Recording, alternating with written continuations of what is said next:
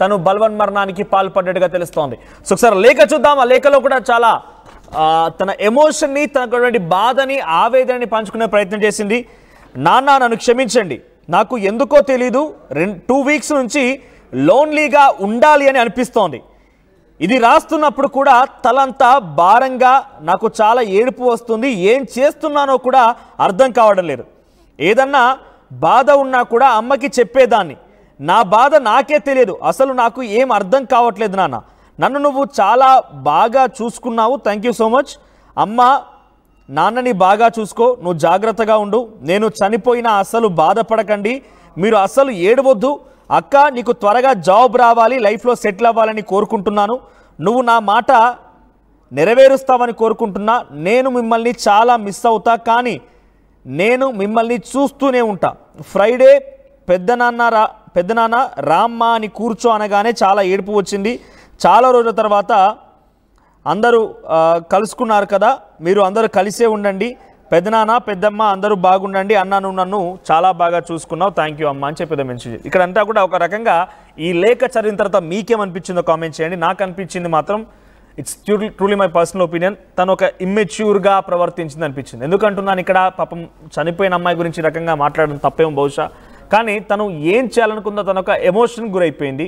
తనకు ఏం చేయాలో అర్థం కాని స్థితిలో, సిచ్యువేషన్లో ఎవరు ఏమనుకుంటారో అనేటువంటి ఒక బాధ, ఆవేదన తనలో కనిపించింది. సో తనపైన క్లారిటీ లేదనేది మాత్రం దీంట్లో అర్థమవుతోంది. ఏం చేస్తున్నానో ఏం చెప్తున్నానో అర్థం కావడం లేదు.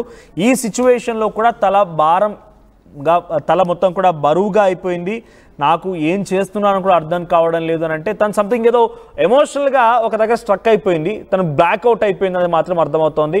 మరి ఆ అమ్మాయి ఇంతలా దారుణంగా హాస్టల్ గదిలో బలవన్మరణానికి పాల్పడడం గల కారణం కేవలం ఒక సబ్జెక్ట్లో ఫెయిల్ అవ్వడమే కారణంగా ఉంటుందని అంటే కనుక డెఫినెట్గా ఆ సబ్జెక్ట్లో ఫెయిల్ అవ్వడం వెనక ప్రిన్సిపాల్ కానీ, లేకపోతే సంబంధిత స్కూల్ ఫ్యాకల్టీ కానివ్వండి, తోటి విద్యార్థులు కానివ్వండి, పేరెంట్స్ ఎవరైనా ఏమైనా అంటారేమో అన్నటువంటి ఒక ఆందోళన మదన పడిపోయే రకంగా చేసిందా. కంప్లీట్గా తనకు బ్లాక్అవుట్ అయిపోయింది.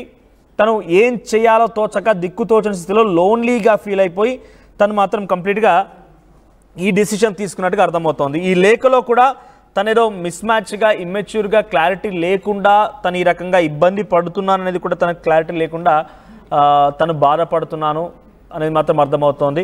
సో 19 ఏళ్ళ ఆ విద్యార్థిని చూడండి, ప్రగతి అనే అమ్మాయి చూడడానికి చక్కగా ఉంది. చదువుకొని రేపటి రోజున ఒక బంగారు భవిష్యత్తు ఉంటుంది. ఆ అమ్మాయిని ఎంత ఖర్చైనా పర్వాలేదు, బీటెక్ లక్షల కొద్ది ఖర్చు అవుతుంది ఈ మధ్యకాలంలో, అయినా పర్వాలేదు. తన కుమార్తెని మంచి చదువులు చదివించాలి, ఉన్నత స్థాయిలోకి తీసుకువెళ్ళాలి, ఉద్యోగాన్ని సంపాదించాలి, తన కళ్ళెదుట ఉద్యోగం చేయాలి. రేపటి రోజున భవిష్యత్తులో ఒక మంచి ఉద్యోగం చేయడంతో పాటుగా ఒక మంచి అబ్బాయిని చూసి పెళ్లి చేయాల ఆలోచనతో నా తల్లిదండ్రులకి ఒక తీరని శోకాన్ని మిగిల్చి వెళ్ళిపోయింది ఆ అమ్మాయి. సో ప్రజెంట్ దీనికి సంబంధించి మనం ఆ తల్లిదండ్రులు ఏంటి, రైట్, తల్లిదండ్రులు తన సోదరి గురించి కూడా ఇక్కడ రాసుకొచ్చింది, తొందరగా నీకు జాబ్ రావాలని చెప్పి కూడా. సో ప్రజెంట్ ఈ మరణ వార్త విన్న తర్వాత ఆ తల్లిదండ్రుల గుండెలు పగిలేలా రోధించి ఉంటారు, కన్నీరు మున్నీరుగా విలపించి ఉంటారు. ఎందుకంటే చేతికి అందొచ్చిన అమ్మాయి రేపటి రోజున చదువుకున్న తర్వాత మంచి భవిష్యత్తు ఉంటుందని, బంగారు భవిష్యత్తు ఉంటుందనే కదా రెక్కల కష్టం చేసి మొత్తం కూడా అమ్మాయి పైన ఖర్చు పెడుతున్నారు. కానీ ఆ అమ్మాయి ఇక్కడ ఈ లేఖ చూసినా, లేకపోతే అమ్మాయి రాసినటువంటి విధానం చూసినా కూడా బ్లాక్అవుట్ అయిపోయింది. ఏం చేయాలో తోచక ఎవరు తనని కన్సల్ట్ అవ్వలేదో, లేకపోతే ఏం జరిగిందో తెలియదు, కానీ తను మాత్రం కంప్లీట్గా ఇట్స్ ట్రూలీ ఇమ్మెచ్యూర్గా తను ఒక బ్లాక్అవుట్ అయిపోయిన సిచ్యువేషన్, లోన్లీ ఫీల్ అయిన సిచ్యువేషన్లో ఇదంతా రాసినట్టుగా అర్థమవుతుంది. సో దై రిక్వెస్ట్, ఇటువంటి సిచ్యువేషన్లో చాలామంది సైకలాజికల్ ఎక్స్పర్ట్స్ కానివ్వండి, పేరెంటల్ ఎక్స్పర్ట్స్తో మాట్లాడినప్పుడు కూడా మీ పిల్లలతో దయచేసి మాట్లాడండి ఫోర్స్ఫుల్గా.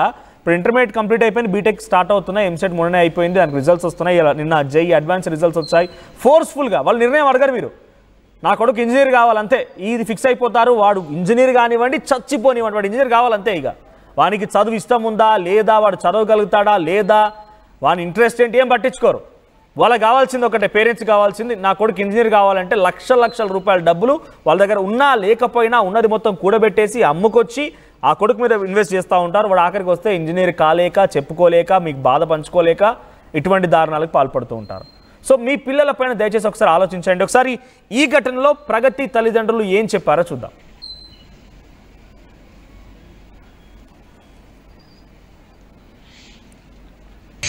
శనివారం రోజు సెలవులకు వచ్చి శనివారం రోజు ఇంటికి వచ్చింది. మాది కావల దగ్గర నరసాపురం, గుడ్లూరు మండలం, మాది నెల్లూరు డిస్టిక్. కావలు వస్తే ఆడికి వచ్చిన తర్వాత మేము శనివారం రోజు ఇక్కడికి వదిలిపెట్టాం. ఇక్కడ నేర్చుకుని వదిలిపెట్టాం. ఎగ్జామ్ ఉందంటే వదిలిపెట్టేసిన తర్వాత ఇక్కడికి వచ్చిన తర్వాత వాళ్ళు తర్వాత 2 రోజుల తర్వాత రెండో రోజు ఎప్పుడో ఉదయాన్నే నైట్ వేసుకుంటే 3:30కి ఫోన్ చేశారు మాకు. నైట్ వేసుకున్నది నైట్ ఉరి కూడా వేసుకున్నది అనుకోండి. వాళ్ళు చెప్పినట్టు కూడా విన్నామండి. వాళ్ళు ఉరి మామూలు గురి కూడా ఏ రూట్లో ఎట్లా వేసుకున్నదో తెలుసా? వేసింది ఒక యాంగర్, మనం సట్లు తగిలిస్తాం చూడు, యాంగర్ కాళ్ళు ఇస్తున్నాయండి. కాళ్ళు ఇదిగో కాళ్ళు ఇట్టా అని ఇట్ట ఆనిన తర్వాత యాంగర్కి తగిలిచ్చారండి. యాంగర్కి తగిలిచ్చి ఎంత గందరగోళం చేసి నా బిడ్డను అన్యాయం చేశారండి. కాలేజీ యాజమాన్యం అంతా వాళ్ళంతా ఒకటయ్యి నన్ను గందరగోళం పట్టి చేసి మమ్మల్ని పరిస్థితులకు శవం తీయొద్దంటే ఒప్పుకోకుండా శవాన్ని తీశారండి రాత్రి. మీకు చివరిసారి ఇప్పుడు మాట్లాడింది అమ్మాయి, మీ అమ్మాయి మీతో ఇప్పుడు మాట్లాడింది చివరిసారి మాతో వచ్చేసి అంతకు ముందు రోజు నైట్ మాట్లాడింది. వెళ్ళిన తర్వాత ఎప్పుడు మాట్లాడింది, సరే తర్వాత నైట్ మాట్లాడింది సార్. అంటే ఎప్పుడు మాట్లాడారు? చెప్పింది ఏదైనా కాలేజీలో ఇలాగా ఎక్కువ మా ప్రెజర్ ఎక్కువ పెడతానని చెప్పారా?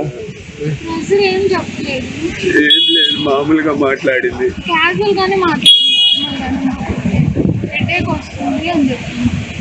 అచ్చా. ఈ కాలేజీలో ఏం చెప్తున్నారమ్మా? కాలేజీలో ఉరేసుకొని మీ అమ్మాయి లెటర్ రాసి ఉరేసుకొని చనిపోయిందని చెప్తున్నారు సార్. కానీ ఉరేసుకొని చనిపోవడం అనేది కాదు సార్. అక్కడ దెబ్బలు కొట్టున్నారు.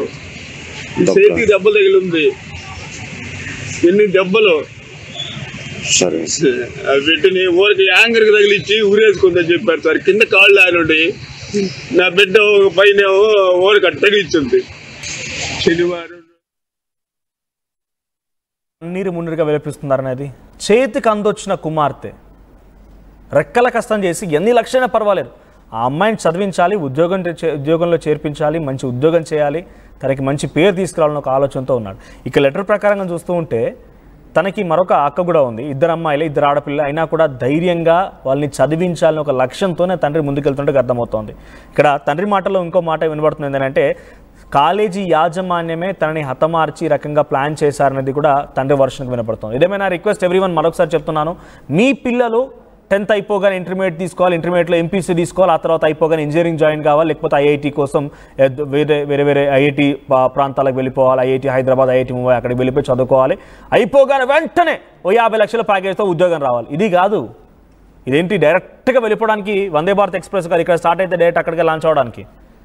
లైఫ్ అనేది చాలా అప్ అండ్ డౌన్స్ ఉంటాయి. మీరు కూడా ఈరోజు ఏదో చిన్న ఉద్యోగం చేయాలనో, గుమస్తా ఉద్యోగం చేయాలనో, ప్రైవేట్ ఉద్యోగం చేయాలనో, ఒక మార్కెటింగ్లో